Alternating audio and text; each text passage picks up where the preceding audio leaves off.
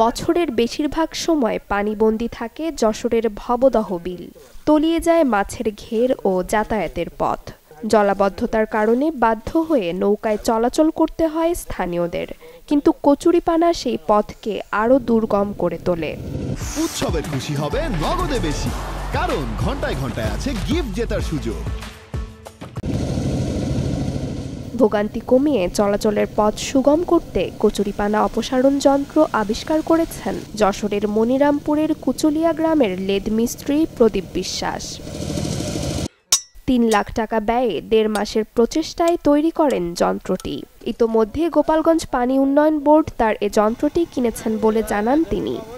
প্রথমে আমার একটা ট্রলার তৈরি করতে হয়েছে। ট্রলারটা তৈরি করার পরে এইবার শ্যাওলা কাটা মেশিনের যন্ত্রাংশ ওইগুলি তৈরি করেছি। স্বল্প খরচে দ্রুত সময়ে কচুরিপানা অপসারণে এই যন্ত্রটি কিনতে আগ্রহী হচ্ছেন অনেকেই।